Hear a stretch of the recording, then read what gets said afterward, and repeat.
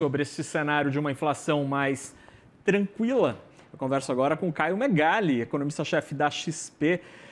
Caio, obrigado por estar aqui com a gente no CNN Money.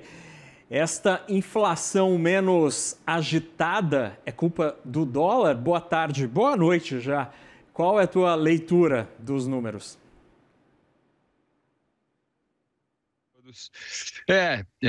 A inflação tem vindo melhor do que o esperado nas últimas 2 ou 3 leituras do IPCA, e a nossa avaliação aqui é que isso tem uma influência bastante grande da valorização do dólar que nós vimos ao longo na valorização do real, na verdade, né? Desvalorização do dólar, valorização do real que nós vimos ao longo deste primeiro semestre, comecinho do segundo semestre aqui, né?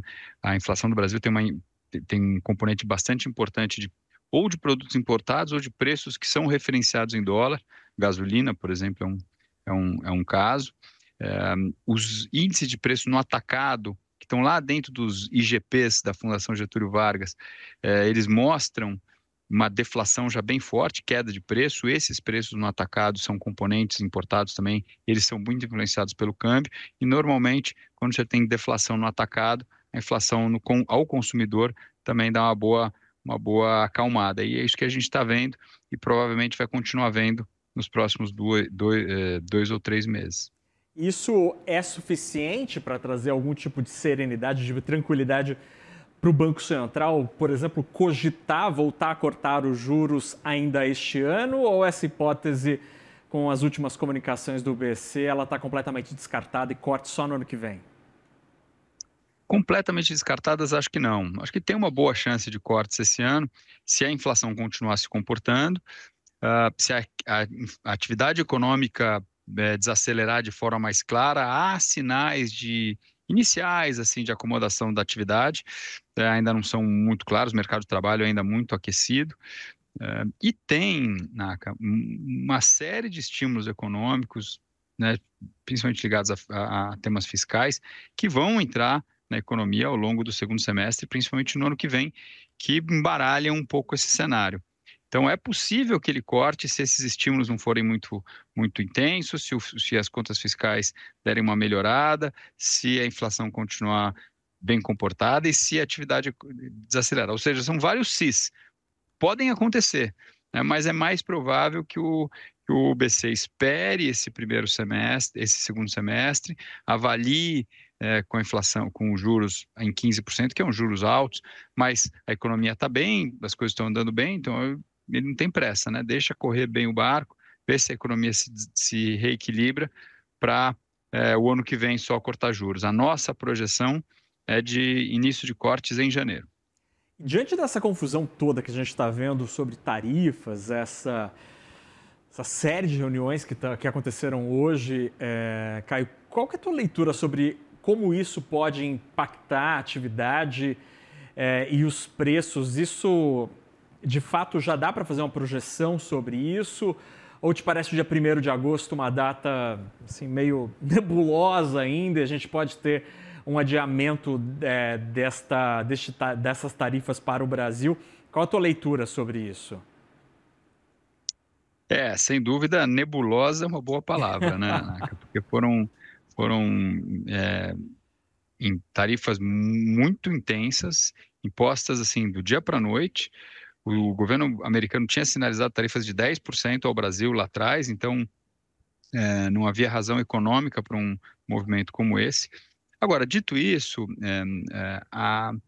o comércio exterior brasileiro ele é relativamente pouco representativo no PIB como um todo, né? Nós temos países que são considerados economias abertas, que têm 40%, 50%, 60% do PIB em exportações e importações. O Brasil é menos de 20%. Então é relativamente. E da parte de exportações e de importações, também uma parcela relativamente limitada vai aos Estados Unidos, né? 1/4 das exportações e 1/4 das importações, mais ou menos, só que vão para os Estados Unidos. Então é 1/4 de 20% do PIB.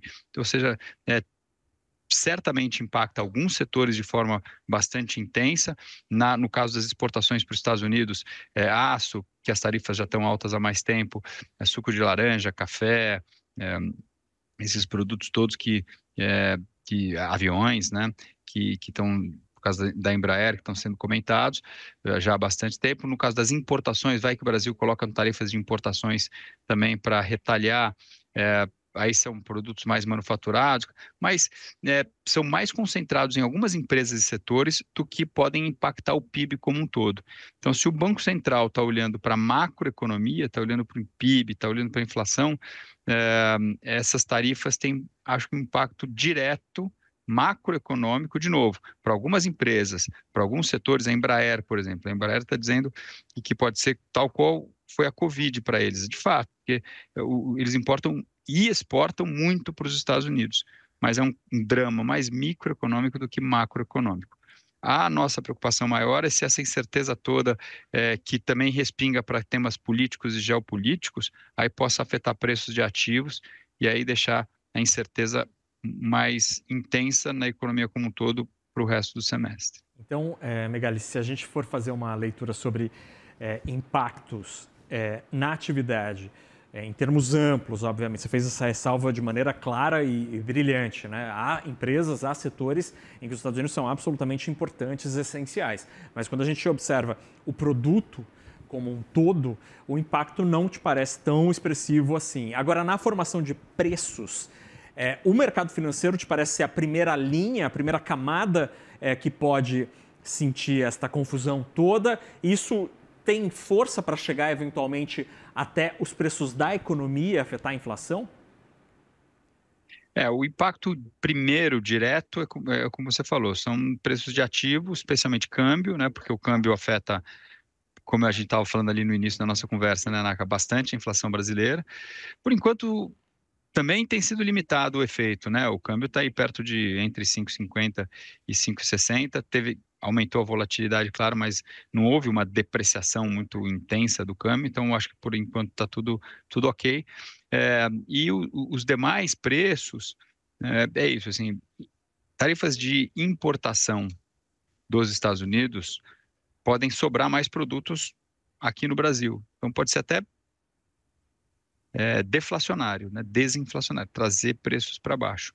Agora, se o governo colocar tarifas de importação a produtos americanos, que impactam algumas cadeias de produção, pode gerar alguma pressão de inflação também. Mas nas nossas contas aqui, também é um impacto limitado, não é? Acho que não seria algo que faria uma mudança nas projeções do Banco Central, na visão de médio prazo da economia e, portanto, algo que nos faria mudar a nossa projeção de trajetória da taxa Selic.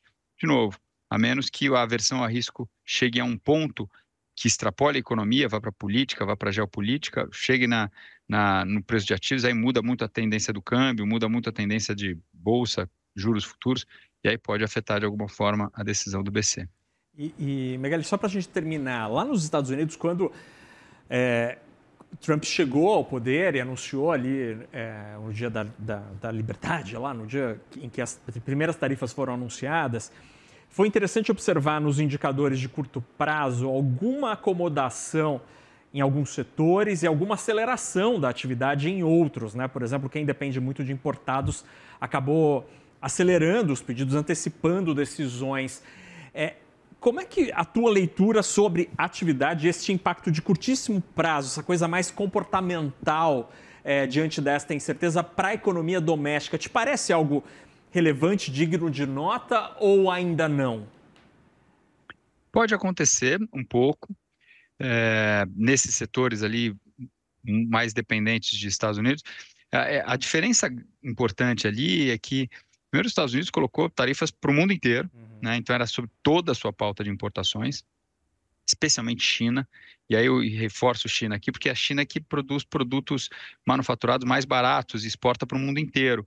Então, se a gente sobe tarifas comerciais contra a China, aí o impacto da inflação aqui tende a ser maior do que contra os Estados Unidos. A gente não importa muito bens de consumo dos Estados Unidos, né, que possa afetar muito a inflação aqui. Agora, se fosse contra a China, seria diferente. E teve retaliação no momento seguinte.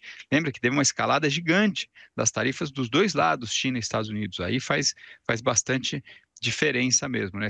Se a gente estender a análise aqui, não ficasse só nos Estados Unidos, fosse para a China também, isso aí sim seria muito mais forte o impacto. Dito isso, acho que pode ter algum movimento de antecipação.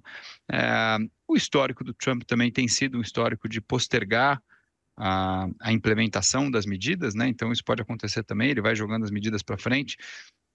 Então, acho que assim, pelo menos metade das pessoas que ouvem tarifas vão subir no dia 1º, tem assim, acho que talvez não, né? Acho que na hora H ele vai jogar para frente, como tem feito para outros países. Então, tudo isso acaba fazendo parte ali do processo de tomada de decisão. Muito bem, a gente conversou com o Caio Megali, economista-chefe da XP, a quem eu agradeço muito pelo tempinho aí na tua agenda, Megali. Espero contar mais contigo aqui, que bom tê-lo aqui no fechamento de mercado com a audiência do CNN Money. Obrigado pela conversa, boa noite. Eu que agradeço, boa noite a todos, prazer estar aqui. Abração.